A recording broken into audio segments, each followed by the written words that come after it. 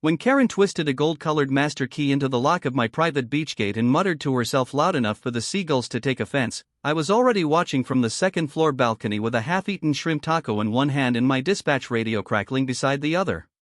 By the time she realized the gate wasn't budging and called 911 with a voice full of performative panic, the radio in my hand squawked to life with a familiar frequency. And before the dispatcher could even greet her, I leaned into the mic and said, "This is Unit 12. Go ahead with the nature of your emergency." And in the sudden silence that followed, I could almost hear the gears grinding in her brain as she tried to figure out why the man she just called, the beach trespasser, was apparently the one answering her emergency call. It had started that morning with the kind of sunrise that begged to be painted. Soft coral clouds hanging low over the water, the kind of peace only a private beach could provide. But of course, Karen had other plans, ones that involved asserting dominion over what she insisted was common property.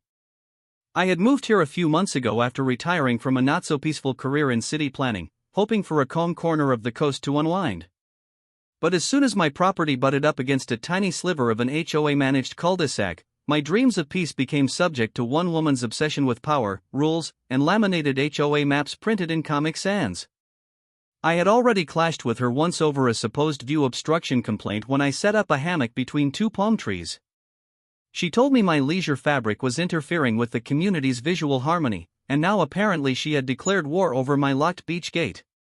I had installed it not for vanity, but for sanity. The beach had long been public until I legally acquired the last parcel of land from the county. The same week, Karen had launched a petition to have it declared community picnic property.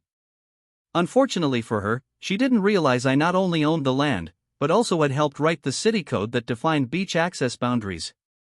Meaning her petitions and protests were like trying to file a noise complaint against a thunderstorm. But today was different. Today she wasn't just yelling at the wind.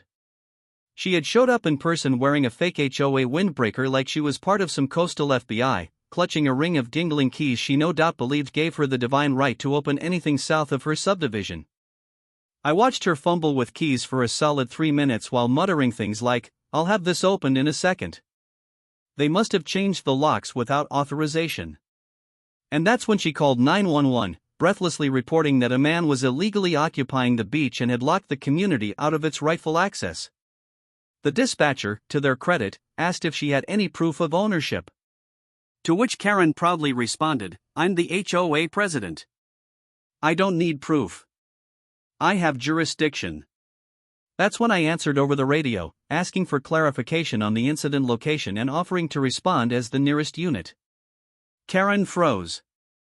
I saw her mouth open, then close, then open again as the realization hit her.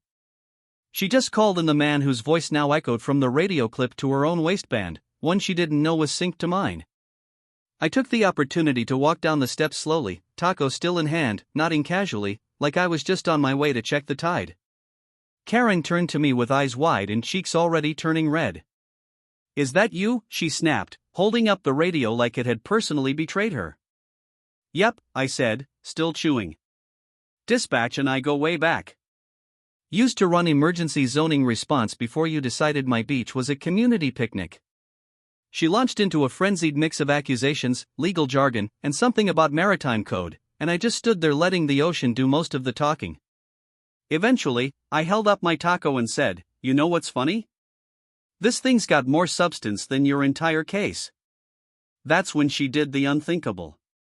She tried the key again.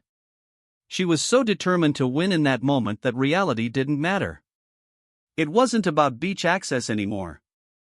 It was about control, power, the fragile thread of authority she clung to like it could pull her out of the deep end she'd already waded into. But the gate stayed locked. The camera I had installed above the archway caught everything, including the moment she banged her clipboard against the metal in frustration. I told her the property was legally mine and not subject to HOA rule. And when she refused to believe me, I calmly pulled out the deed, laminated for beach durability, and handed it to her.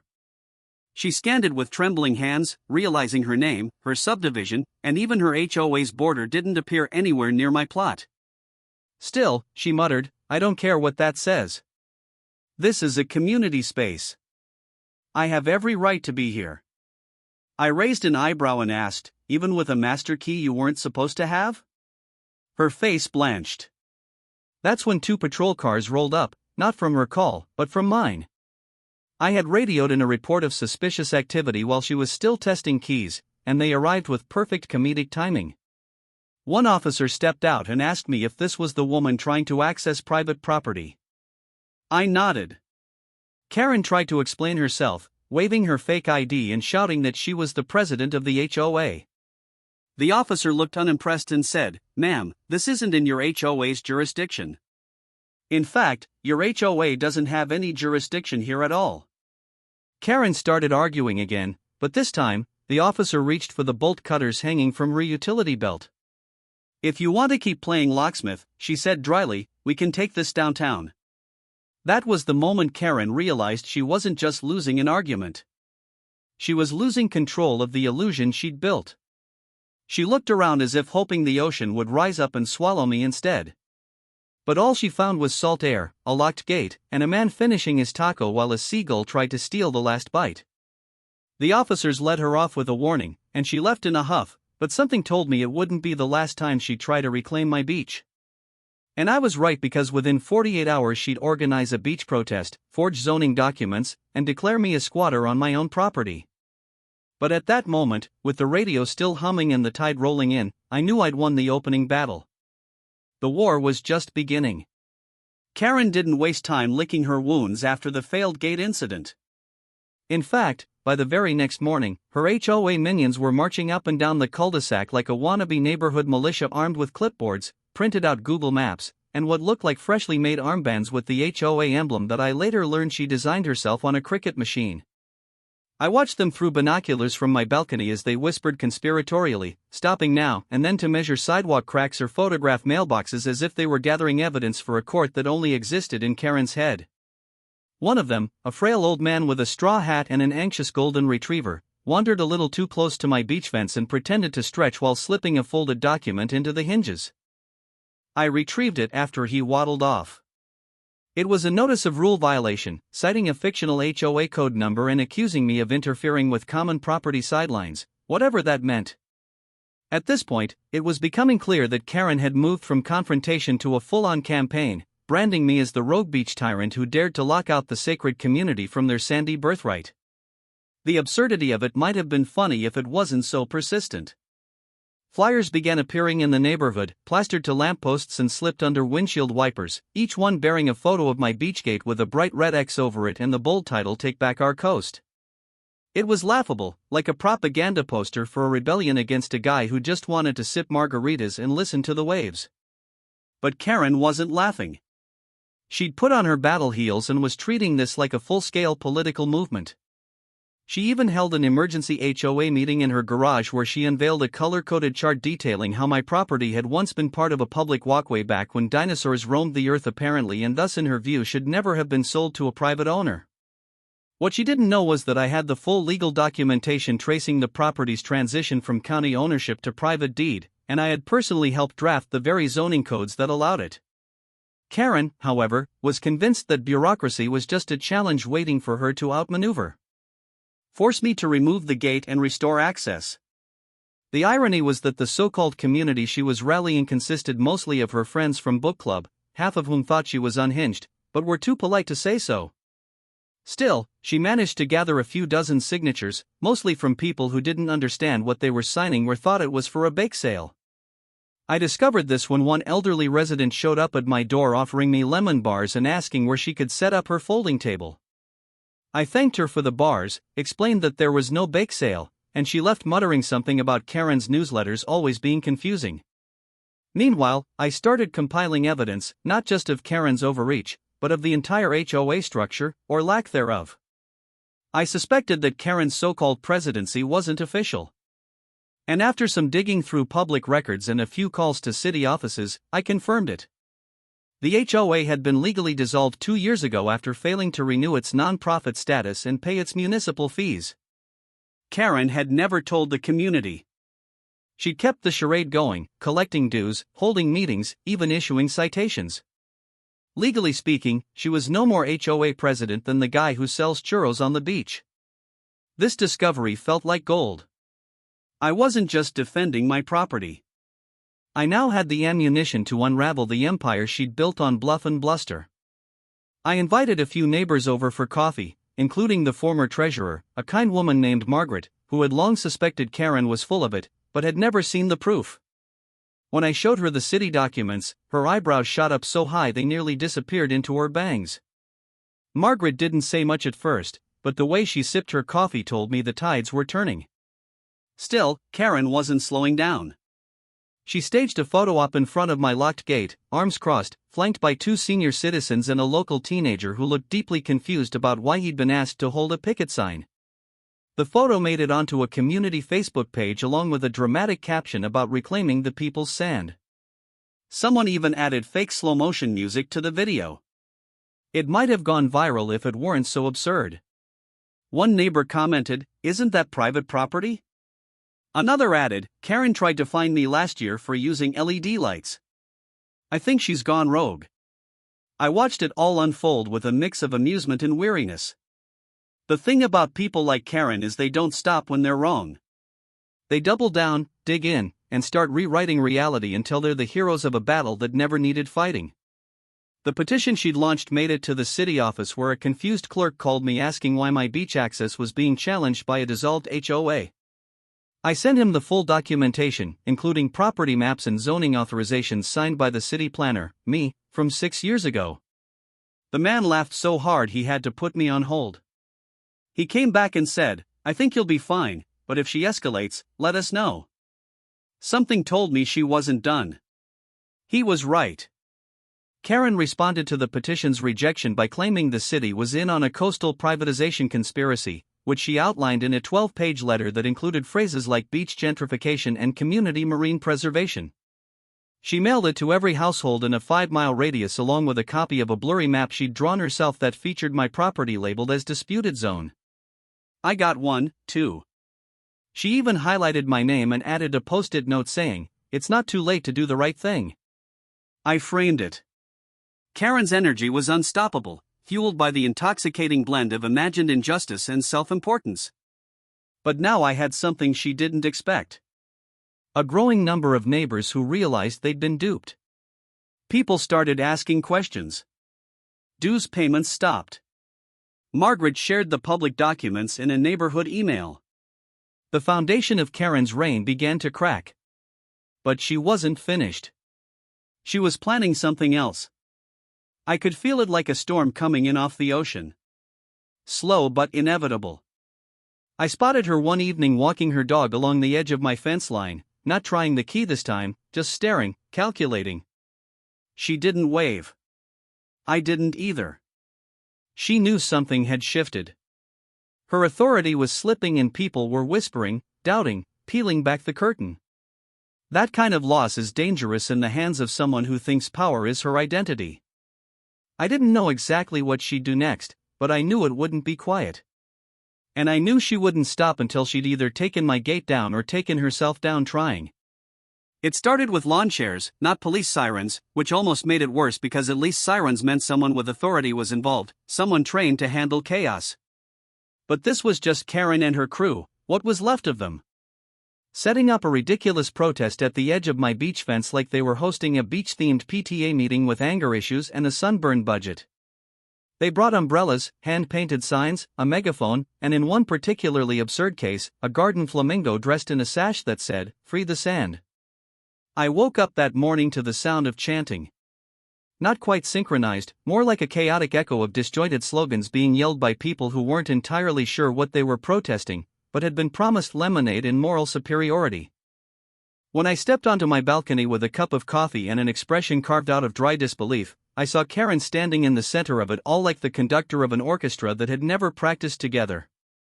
She had a new clipboard, this time decorated with stickers of waves and a motivational quote about unity that I'm pretty sure was stolen from a yoga mat. The protest, as she proudly announced through her megaphone, was a community response to the unlawful monopolization of coastal serenity, which sounded like something out of a dystopian beach drama starring overly tanned bureaucrats and unpaid HOA actors. I knew better than to engage directly. Not yet. Instead, I turned and walked back inside, pulling out the file I had compiled over the past week. Every fake violation notice, every forged map, screenshots of Facebook posts, and most importantly, the certified letter from the city confirming not only the legitimacy of my property ownership, but also the formal dissolution of Karen's HOA. But before I could move to phase 2, Karen pulled a stunt that was so misguided it actually made me drop my coffee. She delivered a new notice. This time not a fake violation, but a formal eviction letter stapled to a forged court document with a letterhead so amateurish it still had the word art shadow effect on the title. According to her latest fantasy, I had violated public trust by closing off what she now called a historic public pathway. And therefore, she, acting as interim community preservation officer, a title she had invented on the back of the document, was ordering me to vacate within 30 days or face legal action. I wasn't sure whether to laugh or call a therapist on her behalf. Instead, I decided it was time to stop playing defense. I scheduled a meeting at City Hall and walked in with the calm assurance of someone who had nothing to prove and a binder full of facts to burn. I was greeted by a few familiar faces, former colleagues from my days drafting zoning policy, people who still remembered the coastal access reforms I had helped pass, the ones Karen was now trying to bulldoze with crayons and rage. I laid out the situation, presented the documents, and the city attorney, a man who rarely laughed, actually chuckled when he read Karen's invented title. He said, and I quote, "Did she seriously try to evict you from your own land using this font?" I left the meeting with a signed municipal directive affirming my sole rights to the property and recommending legal steps if further harassment occurred. I didn't want to go that far. Not yet. But I had the upper hand now and I knew it. Karen, however, had one more desperate move in her. The next morning, a van pulled up in front of my fence and out stepped a local news crew. Apparently, Karen had reached out to a small-time community station and pitched a story about a man barricading public land and violating generational rights to beach access. They bought it, or at least wanted the clicks. And now here they were, cameras rolling, mics clipped, ready to frame the scene like I was the villain in a made-for-TV HOA drama. I didn't panic. I simply waited for the interview to start, then calmly approached the reporter with a folder and offered to provide legal documentation for the story. To her credit, the reporter hesitated, glanced at Karen, then opened the folder. Her face changed within 30 seconds. I offered to walk her through the zoning history, explain the parcel acquisition, and even showed her the email from the city planner, verifying everything. Karen tried to interrupt, shouting that the documents were fake, doctored, or irrelevant, but by then the camera had already pivoted toward me. The segment aired that evening, and while the station tried to remain neutral, the visual of Karen yelling over city documents while I calmly explained property law made it clear who the reasonable party was. The online comments were brutal. Local viewers began to see the truth. Karen wasn't defending public land. She was defending her ego, her illusion of authority, and the fading idea that she could control everything around her. But the real twist came 2 days later when I received a call from a young man who introduced himself as a clerk at the county records office. He had seen the news story and wanted to let me know unofficially that someone had recently requested access to very old coastal boundary maps under his name. He checked the log and saw it was Karen. She had apparently tried to dig up documents that could prove the beach had once been part of a larger public route, hoping to twist ancient records into modern claims. The problem was those maps had already been retired, digitized, and clearly marked as outdated by 3 decades. Her desperation was getting sloppy. And yet, she didn't stop. That weekend, she hosted what she called a community legal awareness cookout in her driveway, which featured burgers, hot dogs, and a long-winded speech about civic duty, where she declared her intent to file a lawsuit against the city for negligence in defending public space. Her crowd had shrunk to about 7 people, including one woman who left halfway through because she thought it was a potluck, and Karen hadn't brought anything. Meanwhile, my fence stood tall, my beach remained quiet, and my hammock swayed in the breeze. But I wasn't just relaxing. I was preparing. Because Karen had made a mistake more serious than just lying. She had now forged legal documents and distributed them publicly. That opened a new legal doorway, one I could walk through if she pushed too hard again.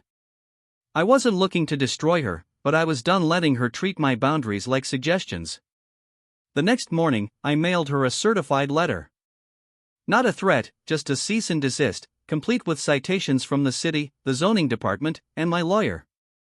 I knew it wouldn't stop her cold, but it would force her to consider how close she was to stepping off the curb and into traffic. She signed for it herself, and that afternoon I saw her pacing in her driveway, phone to her ear, frustration twisting her mouth as she waved her arms like someone conducting a storm. I didn't need to hear the words to know she was escalating again because Karen wasn't done. She was just getting more dangerous. And what she did next wasn't a protest or a petition or even another phony eviction. No, what came next was a full-blown break-in attempt, and she would be caught not by me, but by something she never saw coming. It happened just before midnight, the kind of quiet hour when the ocean hums like a lullaby and the world finally exhales, when even the wind seems too tired to ruffle the palms. But not Karen. No, Karen had chosen this hour because she believed it made her look cunning, like some sort of HOA ninja. And while she wore black like she thought it made her invisible, she forgot one crucial thing. I had installed motion-triggered floodlights and a camera system that would make a casino jealous. I had grown tired of her daytime antics, of her drones flying over the property, of her staging lemonade protests and passing out leaflets printed with legal nonsense. I knew something was coming. The moment she stopped showing up in the daylight, I sensed it. And sure enough, the cameras caught her slinking along the edge of the fence with a duffel bag over one shoulder and what appeared to be bolt cutters hanging from a makeshift belt. I watched it in real time from my living room, sipping tea barefoot, amused, disappointed, and oddly impressed by her commitment to delusion. She crouched at the gate, pulled out what looked like a freshly printed ID badge labeled Coastal Gate Inspector, clipped it to her collar like that would ward off consequences, then began working on the lock like she was breaking into Fort Knox to steal a secret. What she didn't know, what she hadn't considered in her midnight conquest was that the moment she crossed the invisible boundary line I had clearly marked with signage and city-certified stakes, she was triggering not just the cameras but also the silent alarm linked directly to my emergency dispatch line. Because unlike Karen, I actually had a reason to own a dispatch radio. I had been part of the local emergency management network for years, and even in retirement, my credentials were still active. The second she touched that lock, the system pinged the console. I keyed my mic and calmly reported a possible trespasser in progress, detailing her location, appearance, and the exact GPS coordinate. The dispatcher, on the other end, familiar with my voice, confirmed units were en route. I didn't even have to step outside. I let the system do its work. The lights clicked on with theatrical timing, flooding Karen in a blaze of cold white illumination that made her yelp and fall backward like a startled cat. She scrambled to her feet, clutching the bolt cutters, then in a moment of panic, pulled out her phone and dialed 911, just like the first time. This time, however, the dispatcher's voice wasn't just coming from her phone. It was also echoing from the speaker embedded in the gate column, a backup channel I had installed for radio redundancy. She froze, recognizing the voice again. And then she heard mine. "This is Unit 12, I said clearly into my mic, visual confirmation on subject. Recording active. Units inbound." There was a moment of surreal silence where even the waves seemed to pause out of curiosity. Karen looked around as if trying to figure out where the voice was coming from. Then, in a bizarre twist of self-preservation, she dropped the bolt cutters and began shouting that she was being harassed, that she had a right to be there, that I was locking people out of public resources, and that she was conducting a civil inspection on behalf of the neighborhood. Her voice cracked on that last part. She wasn't just trespassing, she was unraveling. When the squad car pulled up moments later, lights swirling in blue and red, she waved both arms frantically like a woman trying to flag down a rescue boat in the middle of a shipwreck she caused herself. The officers stepped out calmly, already briefed, and approached with caution. Karen launched into her usual speech, this time more frantic, insisting that she was protecting the rights of the community, that I was an illegal squatter, and that she had documentation. When asked to produce said documentation, she pulled out a wad of folded paper and what looked like a laminated HOA ID card featuring dolphin clip art and the phrase "President of Beach Integrity." One officer looked at the card, then at her, then back at me. I held up my phone with the live camera feed replaying her entire break-in attempt, complete with timestamps and audio. The officers exchanged a look. Then one of them, a younger guy who had clearly dealt with his fair share of late-night delusions, gently took Karen aside while the other collected the bolt cutters and inspected the lock. They told her quite clearly that she was trespassing, that this was private property, and that any further attempts to access it would result in criminal charges. Karen tried to pivot, claiming I had lured her there, that I had installed the lock illegally, that the beach was crying out for justice. The young officer finally interrupted her and asked the question that broke the entire moment open. "Ma'am, are you aware that your HOA was dissolved 2 years ago and holds no legal authority over this parcel or any adjoining property?" Karen went silent. Her mouth opened slightly and her eyes blinked rapidly as if trying to download a new life fast enough to keep up. She stammered something about technicalities and voter oversight, but it didn't land. The officers asked if she wanted to press charges against anyone. She didn't respond. They asked if she was injured. She shook her head. They asked if she understood that any further attempts to interfere with my property could lead to prosecution. That got a very shaky nod. She was let go that night, technically warned but not arrested, though the report was filed, and the bolt cutters were bagged as evidence.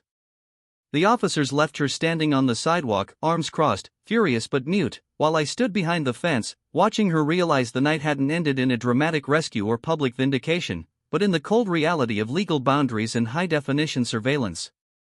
When she finally walked away, shoulders hunched and keys jangling uselessly at her side, I didn't feel victorious. I felt relieved, maybe a little vindicated, but mostly just sad that someone could invest so much energy into a fantasy that never stood a chance. I went back inside, reviewed the footage one more time, archived it to both cloud and hard drive, and emailed a copy to my lawyer just in case. But something still lingered. A feeling that she wasn't done. That this wasn't her final play. Because someone like Karen doesn't just walk away from her crown. She rebuilds her throne with whatever scraps of control she can find. And I had a suspicion. No, more like a creeping certainty that the bolt cutters hadn't been her idea. That there was someone else feeding her this madness, someone standing just behind the curtain, whispering promises of reclaiming what was never hers to begin with.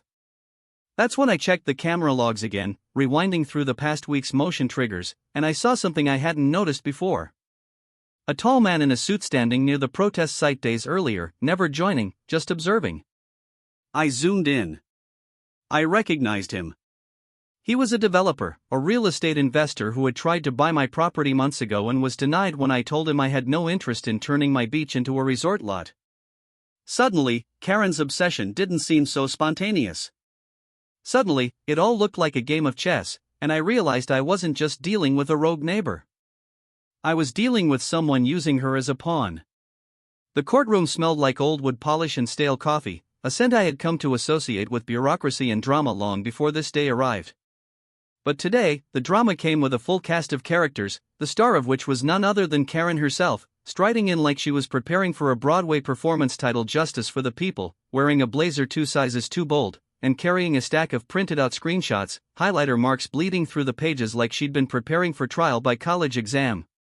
She had filed suit against me for defamation, trespassing, emotional distress, and what she called unlawful beach locking, which wasn't even a legal term, but she had insisted on it in the official paperwork. Her opening salvo to the judge involved waving a laminated poster board of my gate, complete with arrows pointing to what she claimed were suspicious hinges, as if covert fencing hardware was somehow evidence of criminal behavior.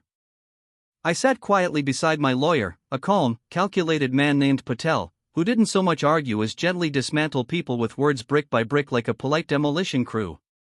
Across the aisle, Karen had opted to represent herself, a decision she would soon regret, especially when her first exhibit, a grainy photo of my property taken from a drone, was immediately flagged for being unlawfully obtained. She tried to argue it was community journalism. The judge, a seasoned woman who looked like she had weathered 100 Karens in her career, cut her off with a simple question. Are you aware this property was purchased legally and is registered as private land with the city? Karen's mouth opened and closed like a beached fish before launching into a rambling explanation involving historical usage, public access, tradition, and the people's right to coastline joy. The judge didn't flinch. She turned to my lawyer and asked for the deed. Patel handed it over along with zoning maps, municipal correspondence, and a signed declaration from the city planner. The judge scanned it, nodded once, then asked Karen what exactly she believed I had done to her.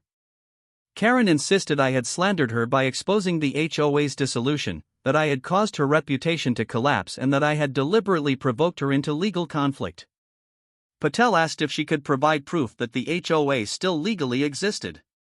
She responded by quoting a Facebook poll and holding up a clipboard full of names, none of which had legal standing, and many of which had crossed their names out in the days leading up to the trial.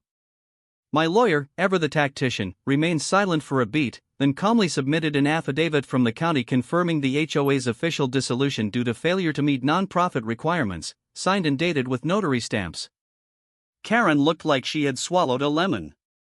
But it got worse because just when she tried to pivot, shifting blame to me for what she called public deception, Patel leaned in and said, "Your Honor, we'd like to enter into evidence a series of forged notices, fake citations, and a fabricated eviction document, all circulated by the plaintiff." The judge raised her eyebrows and asked if these were real. Patel nodded, then displayed the originals alongside a forensic report showing the documents originated from Karen's printer, complete with embedded metadata. Karen panicked, saying it wasn't forgery if the intent was community safety. That was the moment the courtroom exhaled in disbelief. The judge tapped her gavel lightly and told Karen that intent does not erase illegality. Karen argued again, voice rising, blaming her volunteers, her assistant, the printer company, and at one point even suggesting I had snuck into her house and created the forgeries myself. Patel simply turned and presented the court with the surveillance footage from her driveway the night she delivered the fake eviction letter herself. The judge asked her if she denied the footage. Karen stared at the screen, silent, defeated, and visibly unraveling. She tried to rally once more, accusing me of weaponizing bureaucracy against ordinary citizens. Patel responded by reading an excerpt from her own cease and desist letter sent to multiple neighbors threatening fines for decorative flamingos, garden gnomes, and one particularly egregious offense, painting a garage door coral pink. The judge sighed, then looked down at her notes before lifting her gaze again. "Miss Ellenwood," she said, addressing Karen by her last name with a tone colder than sea wind. "You do not have legal standing. Your HOA no longer exists, and your behavior constitutes harassment and fraudulent representation." Karen visibly flinched. The judge wasn't finished. She turned to Patel and asked if we were seeking damages. Patel stood, hands folded calmly, and said, "At this time, no financial damages, Your Honor, just a formal injunction against any future interference with my client's property." The judge nodded and immediately granted it. Karen tried to protest, but the gavel fell, and the ruling was entered. As the bailiff handed Karen the official notice of injunction, her face drained of color. Not only had she lost, she had been publicly stripped of her fantasy role as Queen of the Beach. Outside the courthouse, local media had gathered, having caught wind of the case after the break-in footage leaked online. I avoided the cameras, letting Patel issue a brief statement about upholding property rights and the importance of truth over manufactured authority. Karen, however, couldn't resist. She stepped in front of a microphone and began babbling about coastal abuse, corruption, and how the real enemy was developer greed. That was ironic considering the next twist. Because remember the man in the suit I had seen in my camera footage? He wasn't just a bystander. He had been backing Karen the entire time, funding her flyers, helping her draft petitions, and feeding her legal gibberish in hopes that she'd create enough chaos for me to get tired and sell. After the court case, I submitted a public records request and discovered emails linking Karen to his company, including one where she was promised a community outreach coordinator role if the land changed hands. That revelation was the final nail. Not just for her credibility, but for the thin illusion that she was acting on principle. I didn't go after her for that, though others did. Some neighbors who donated to her cause felt betrayed and began their own efforts to sue for misrepresentation. I stepped back, finally choosing peace over petty revenge. Because at that point, Karen had destroyed her own empire with nothing but ambition and delusion. She lost her position, her following, and the last ounce of respect anyone had managed to hold for her. But I wasn't blind. I knew people like her didn't go quietly. They retreated, licked their wounds, then waited for the next moment to strike. So, I kept the cameras rolling. I maintained the fence and I continued sipping coffee on my balcony every morning, watching the sea roll in, knowing that even though the courtroom battle was over, the final chapter was still coming. Because I hadn't yet made public the one thing Karen never expected me to reveal, the deal she tried to broker with the very developer she claimed to oppose. And when I did, it wouldn't just end the drama, it would erase her story from the community memory entirely. The sky was dark again, not with night, but with weather. The kind of heavy gray ceiling that made the ocean look like wet steel and the palm fronds rustle like they were whispering secrets. And it was under this brooding sky that Karen made her final move, her swan dive into chaos. The last unraveling thread of a story she'd stitched together with delusion and desperation and a deep unwillingness to let go of power that never truly belonged to her. I had been up early, a habit left over from years in emergency management. And as I stood barefoot in the kitchen making eggs, I saw the motion alert flicker across the screen again, that familiar ping from the outer perimeter camera. And my heart didn't race. It just settled like it already knew this was the moment it had been waiting for. She was back, and this time she wasn't alone. The footage showed Karen dressed in a black raincoat, hood drawn, carrying what looked like a crowbar in one hand and a tool belt in the other, and beside her was a younger man, lanky, dressed in cargo pants and a tight polo, scanning the area like a thief casing a museum. It didn't take long to guess who he was. The developer's nephew, maybe an intern, maybe a hired hand, but whoever he wasn't from the neighborhood. They moved quickly, ducking behind bushes, avoiding the floodlight zones, and Karen pulled something out of her pocket that looked like a remote. I recognized it immediately because it was the same garage opener I had used during my time working for the city on residential security assessments, a tool that could brute force frequencies to trigger older systems. It wouldn't work on mine, but the fact that she had it confirmed everything. I wasn't just dealing with an entitled neighbor anymore. I was dealing with someone who had snapped completely, who had fallen into the hands of someone more dangerous, someone who had promised her vindication in exchange for disruption. I reached for the radio and keyed into the dispatcher line, voice low and calm, reporting a probable break-in attempt in progress. Dispatch confirmed receipt. And within seconds, I activated the preset system I had designed for just this kind of moment. It was something I called the mirror, an audio feedback loop that linked every outdoor speaker and hidden camera with a delay-activated response system. As Karen moved toward the gate, crowbar raised, my voice rang out from the bushes, the fence post, the sand itself, echoing through the speakers with perfect eerie clarity. Karen, step away from the property. You are being recorded on 5 active cameras. Units are en route. Please drop the crowbar. The effect was immediate. The younger man stumbled backward, tripped on a rock, and fell into the sand. Karen froze, eyes darting wildly, trying to locate the source of the voice. She yelled something unintelligible, then tried to pry at the gate, swinging the crowbar once before my backup lights blazed to life and flooded the area with cold illumination. That was when I stepped out onto the deck, wrapped in a rain jacket, holding my own radio and phone, watching the scene unfold like a bizarre stage play I had already rehearsed in my mind a dozen times. Karen looked up at me with a mixture of fury and panic, but I said nothing. I didn't have to. Moments later, the wail of sirens cut through the stormy air and 2 patrol cars rolled up, tires crunching wet gravel, doors swinging open as officers emerged with focused steps. The younger man tried to bolt but didn't make it 10 feet before slipping again and getting cuffed in the wet sand. Karen stood defiant, shouting about sovereignty, about justice, about the neighborhood being betrayed. The officers ignored her monologue and placed her under arrest for trespassing, attempted vandalism, and violation of a court-ordered injunction. She resisted at first, trying to throw the crowbar into the ocean, but it was too late. Everything was recorded. Every second, every word, every idiotic attempt at sabotage caught in crisp, time-stamped high definition. As they led her away, she shouted that this wasn't over, that the people would rise, that I would regret stealing her beach. One of the officers turned to me and muttered, "I've arrested drug lords with more dignity." I didn't smile. I didn't gloat. I simply handed them a USB drive with the night's footage and thanked them for their work. The man she brought with her turned out to be a paid contractor with no idea the beach was private. He thought he was just helping a property owner with a stubborn gate.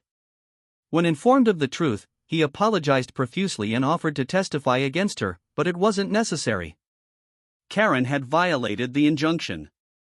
She had brought tools to damage property. She had returned after a court loss and acted with intent. It was over. This time, it was truly over.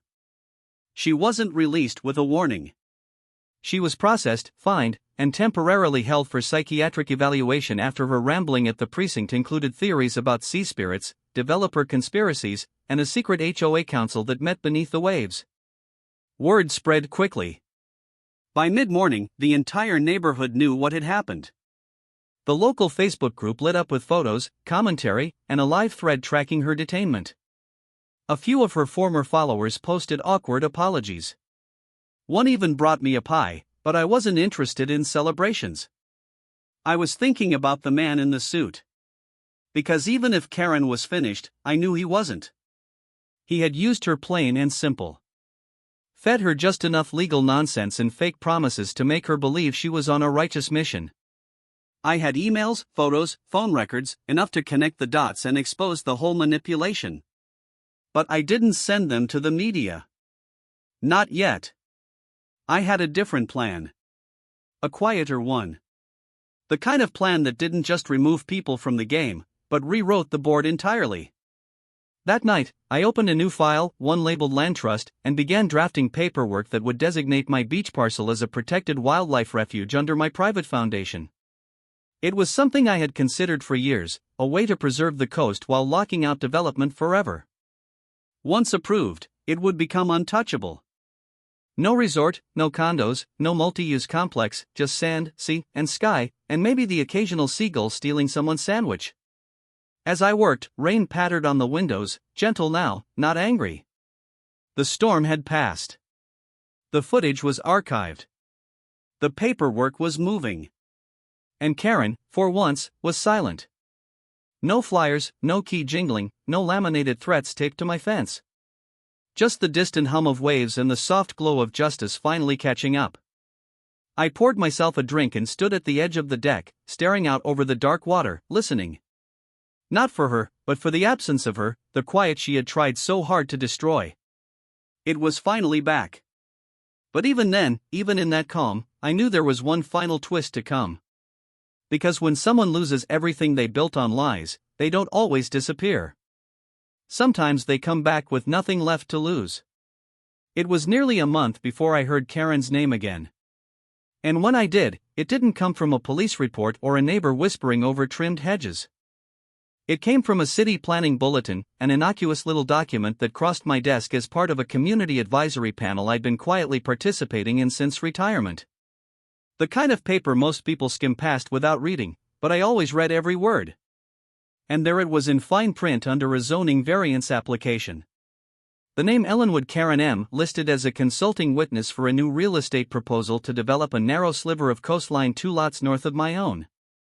It didn't take a genius to trace the plan back to the man in the suit, the developer who had lingered in the shadows of her protests and whisper-fed her delusions until she was nothing but a puppet on a string.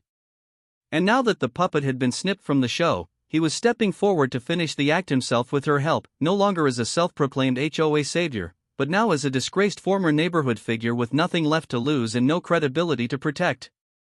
She had resurfaced not as a protester, but as a consultant, the kind of role that lets you spin fiction into influence. And in this case, her job was to testify that the beach access path, once an unused scrub trail near the old community border, had historical significance and should be preserved through controlled development, meaning a beachfront cafe and boutique bungalow lot funded and built by none other than the developer himself. It was a transparent land grab disguised as a heritage project. And the fact that they had dug up old photos and community anecdotes only made it more manipulative, as if they could string together enough nostalgic fog to blind the city into signing off on construction just a stone's throw from my fence. But what they hadn't anticipated was that while Karen had been busy destroying her own reputation, I had been quietly documenting everything from her emails to her backroom meetings. And most damning of all, the contract she had signed with the developer promising her a small percentage stake in future property revenue if the project passed review. It was laughable, almost tragic, like a gambler betting her last chips on a game she never understood. And now they were counting on the city's short memory to slide this through unnoticed. I let it simmer, let the proposal gain traction just long enough for the public review period to begin. And then I responded not with protest signs or angry speeches, but with a formal challenge filed through the Preservation Trust I'd finalized 2 weeks earlier, the one that now legally designated my land and its immediate surrounding buffer zone as protected habitat for migratory seabirds and dune vegetation, backed by environmental studies, city approvals, and federal land use policy. In that moment, the entire development plan hit a wall. Because while Karen was busy spinning historical romance and emotional appeals, I had handed the city hard science, law, and conservation endorsements that made her beachfront fairy tale look like corporate cosplay. Still, I wasn't done. Because while they scrambled to revise their proposal and carve out loopholes, I sent a single manila envelope to every council member, the planning department, and the local press. Inside was the full copy of Karen's contract with the developer signed and notarized, detailing her cut of the revenue and her agreement to appear as a community representative, along with an email chain in which the developer's assistant offered her a consulting bonus if she could get me to negotiate. The fallout was nuclear. Within 48 hours, the story broke online, complete with headlines calling it a secret beach deal and exposing how a disgraced former HOA figure had turned turncoat in an attempt to profit from coastal privatization. Community forums exploded. Residents furious that someone who had once claimed to defend public rights was now selling them off for a personal payday. And Karen's name became a punchline in every conversation about neighborhood drama, spoken with a mix of awe and exhaustion, like someone remembering a tornado that had once blown through a wedding. The developer, suddenly toxic, withdrew the proposal within a week, citing unforeseen community resistance and miscommunication, but I knew the real reason was that no one wanted their brand attached to Karen anymore. She had become radioactive, and I, for the first time since this absurd saga began, felt a quiet, unshakable peace settle over the beach, like the return of a long-lost tide. But I wasn't petty. I didn't dance on her downfall. I didn't throw a party or plant a flag or even mention it to most neighbors. What I did was buy the thin strip of sand right next to her property. A legal move through an adjacent owner's sale just 15 feet wide, but enough. Then I partnered with a local food truck vendor and licensed the spot for a mobile oyster bar that operated on weekends, complete with a retractable DJ booth and a modest but stylish setup for beachside events. It was legal, clean, and popular. And the best part, it sat just close enough to her house that every Friday evening, as the music started and locals gathered to eat, laugh, and enjoy the shore, Karen had a front row seat to the very joy she had once tried to gatekeep. She complained, of course, filed noise reports and zoning challenges, but the zoning department responded by sending her copies of the new regulations I had helped author long before she ever jingled a fake key near my gate. The reports went nowhere. The DJ kept playing. The beach stayed open, and her view, once pristine and quiet, was now alive with exactly the kind of activity she claimed to champion, but only when she was in charge. One night, as I sat on a stool beside the oyster truck, watching the sun dip low and turn the water into molten gold, I heard a familiar crackle from my old radio, still tuned to the dispatch frequency, more out of habit than anything else. A new dispatcher's voice came through, calm and casual, reporting a minor fender bender 3 blocks inland. And then I heard a voice I hadn't heard in weeks. Karen, unmistakable, shouting in the background, complaining about the oyster truck blocking her aura or some nonsense. I leaned into the mic and simply said, Unit 12 monitoring. Advise all units that the beach is still secure. The dispatcher chuckled softly and responded, Copy that, Unit 12. Good to have you on the air. I smiled, sipped my drink, and looked out at the waves. I didn't need revenge. I didn't need apologies. I just needed this. My coast, my quiet, my slice of earth, defended not with drama, but with patience, facts, and just the right amount of well-timed irony. Karen had tried to rule a kingdom that never wanted her. I had simply built a garden and let the world walk by. And now, as the tide rolled in and the stars blinked awake above the sea, I finally understood what victory felt like. It wasn't loud. It wasn't vindictive. It was soft, steady, and permanent, like the ocean itself.